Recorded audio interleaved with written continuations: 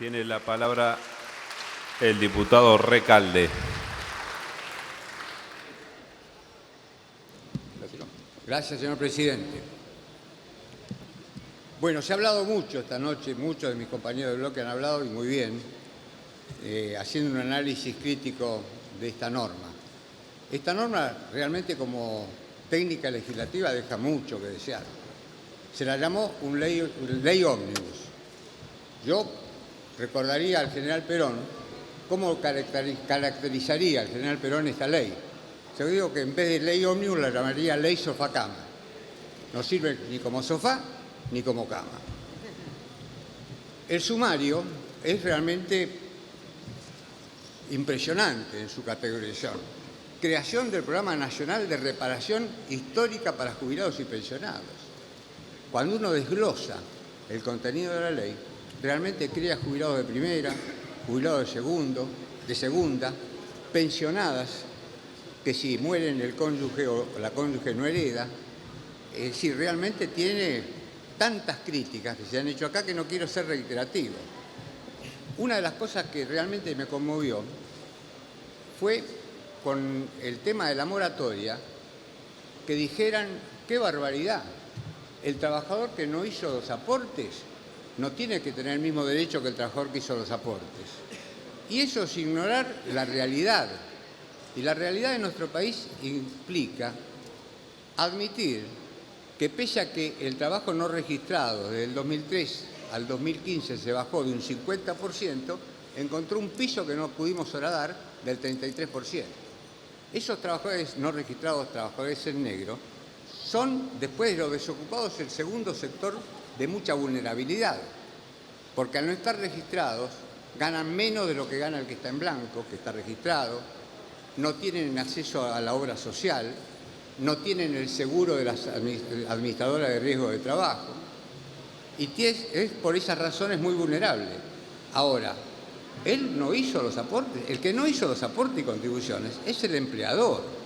Entonces decir que no tiene los mismos derechos que el trabajador, que sí gozó los derechos que le reconoce la ley, porque ojo, también es nuestro deber informar que el trabajador que no está registrado tiene los mismos derechos que el trabajador registrado, lo que pasa es que no se lo reconocen y que tendrá que judicializar su reclamo para que se lo reconozca. Es más, tiene mejores derechos que el trabajador registrado, porque si lo despiden y prueba que estaba trabajando sin estar registrado, le corresponde el doble de la indemnización por despido.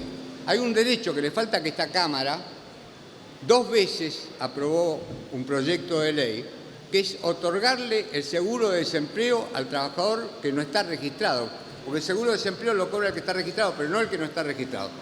Nosotros sancionamos y en este momento seguramente el Senado hará dictamen en la Comisión de Trabajo para ver si podemos hacer realidad una nueva protección merecida por el trabajador no registrado.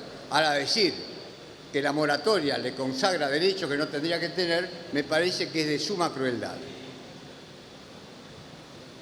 Entre los temas de la ley esta, ómnibus o sofá-cama, como queramos llamarlas, está el blanqueo. Me voy a permitir leer algunas expresiones un tanto duras, pero me parece que merecen ser leídas para ser fiel con los autores. ¿Cómo ven el blanqueo? Y están diciendo que el gobierno, y ahora es textual, tiene que recurrir al financiamiento más injusto, que es el perdón a los evasores, en el mejor de los casos, y la puerta de entrada a narcotraficantes y al delito organizado. No podemos acompañar este ejercicio de hipocresía y cinismo. Nunca estuvimos a favor de los blanqueos. No cuenten con nosotros para acompañarlos en esta inmoralidad, que además no va a tener ningún efecto en la economía más que garantizar al pobre tipo a que todos los argentinos paguemos impuestos, que somos estúpidos al hacerlo. Otro comentario. Lo peor de este proyecto de ley es la clara manifestación de la incapacidad del gobierno para resolver los problemas de la economía. Somos conducidos por un gobierno que marcha a tientas, improvisando y sin saber lo que hay que hacer. Podría leer algunos otros comentarios muy duros, pero voy a terminar con este. Es decir, que con el afán de hacerse de unos dólares, el Estado argentino está a punto de violar la Constitución y una serie de tratados internacionales vigentes y suscriptos recientemente por el país. Duras apreciaciones, pero no fueron sobre este blanqueo. Fueron sobre el blanqueo del 2013 hecha por representantes del actual oficialismo. Voy a pedir de hecho para insertar, para poder demostrar quiénes fueron, no quiero herir susceptibilidades, uno trata de hablar con armonía, reflejando con objetividad cuáles son las manifestaciones en cada momento de cada uno. El blanqueo realmente tiene cuestionamientos que hemos hecho en nuestro dictamen de minoría, que obviamente vamos a apoyar, vamos a estar en contra del dictamen de mayoría. Se han dicho varias veces, voy a decir un par de ellas. No hay ninguna razón para que se excluya a los familiares en la responsabilidad de no poder blanquear. Solo empezaron con los funcionarios que incluían a los funcionarios públicos, a los jueces, a todo el mundo podía incluirse en el blanqueo. Después se achicaron, dijeron los funcionarios públicos están incluidos, pero los familiares no. Un compañero de bancada, el diputado Tailade, explicó que la verdad que es muy justo esto de Sofacama, porque es inútil. Realmente, aunque excluyan a los familiares, penalmente se puede llegar al responsable directo a través de los familiares. O sea que el tema de la seguridad jurídica que genera este blanqueo tiene sus serios riesgos. Y la otra cosa que es realmente conmovedora es un principio inconstitucional y antirrepublicano, que es el oscurantismo. Cuando se sanciona lo que era el artículo, cuando el Poder Ejecutivo manda el proyecto y incluye el artículo 85, que ahora es el 84 en el dictamen, nos quejamos nosotros porque realmente impedirle a los periodistas, atacando la libertad de prensa, que puedan explayarse sobre el contenido del blanqueo, nos parecía de un oscurantismo terrible. Eso se modificó, pero cuando uno lee la redacción del artículo 84, hay términos que realmente en técnica legislativa son incomprensibles, porque en la excepción, dice los periodistas que excepcionan, y dice textualmente el artículo 85, los periodistas y comunicadores sociales, y así como los medios de comunicación, etcétera, etcétera, etcétera, quedan excluidos. ¿Qué son los comunicadores sociales? ¿Cuál es la categoría de comunicador social? ¿En qué universidad se estudia para ser comunicador social? ¿Qué título habilitante tiene para acreditar? ¿Dónde está la tipificación? Pero no solamente eso. Esto sería un error de técnica legislativa, pero también el artículo dice, en la prohibición de revelar, incluye a los terceros.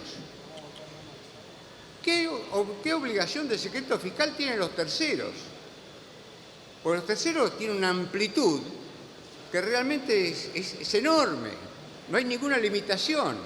O sea que esto es oscurantismo, esto es secretismo, esto es inconstitucional y antirrepublicano. Por eso vamos a votar en contra del proyecto del oficialismo. Ahora, ¿qué podemos decir que puede pasar en el futuro? Nosotros, por deformación profesional, los abogados, buscamos la jurisprudencia. Es decir, ¿qué pasó con anterioridad para saber qué puede pasar en el futuro? Y analizamos qué pasó en el pasado reciente, no nos vamos a ir muy lejos en la historia, ¿no es cierto? Y advertimos que hubo una ley a principios del año, no sé si a finales del 89 o a principios del 90.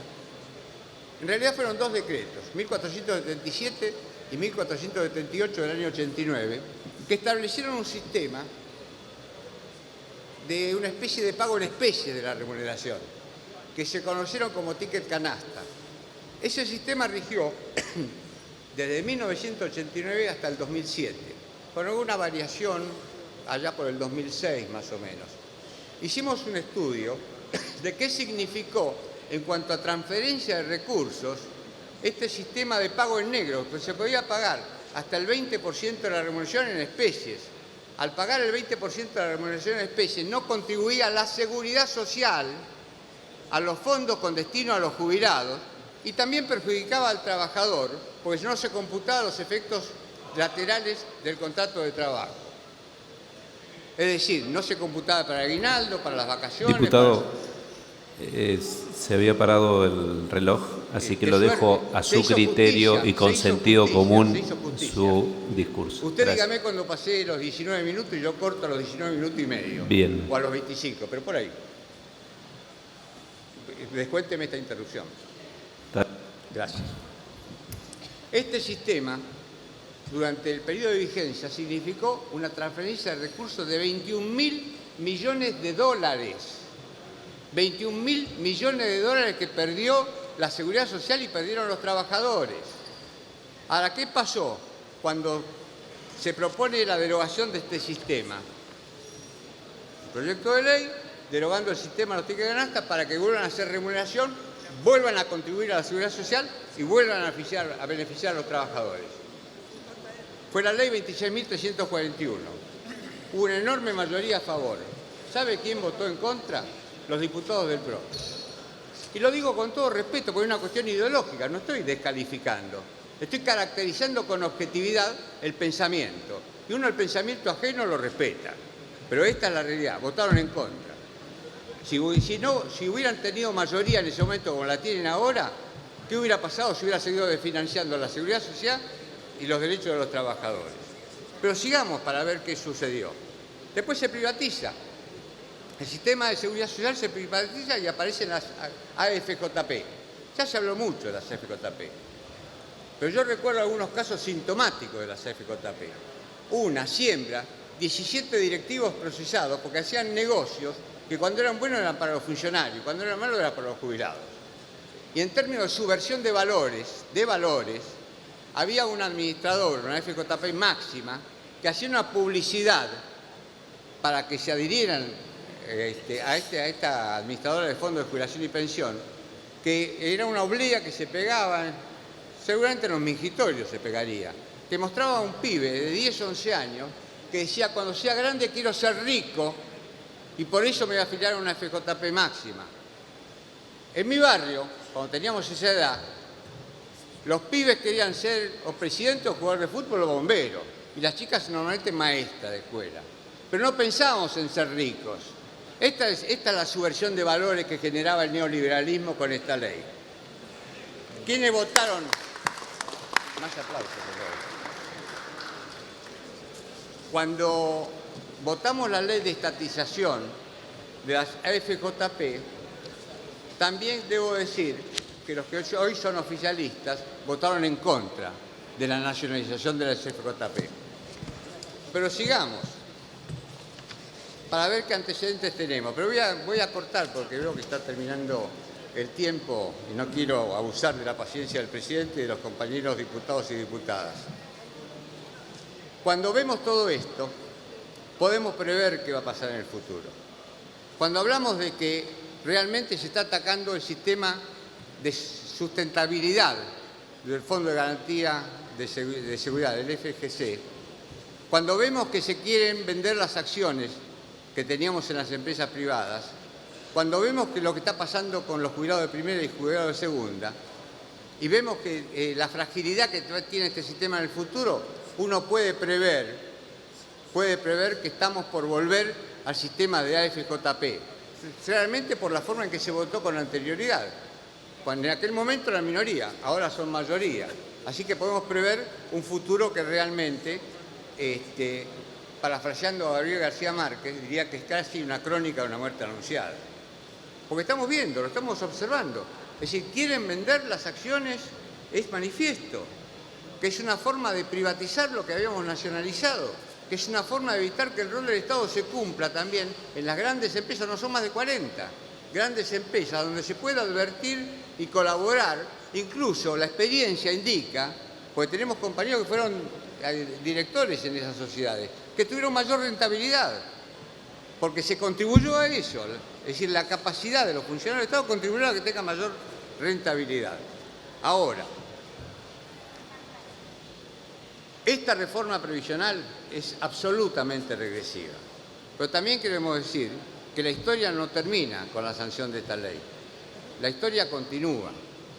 Y así como continúa la historia, también va a continuar nuestra lucha en defensa del pueblo, de los trabajadores, de los jubilados y del sistema de reparto solidario que se caracterizó por la justicia distributiva y la equidad de un sistema que protegió durante nuestro gobierno al 98% de los trabajadores que estaban en condiciones de jubilarse.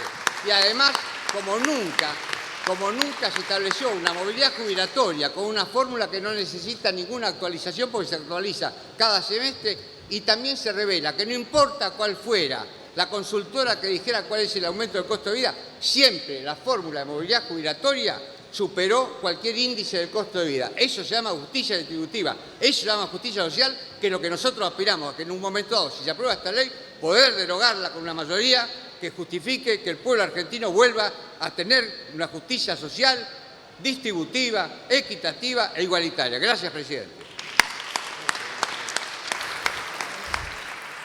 Gracias, señor diputado.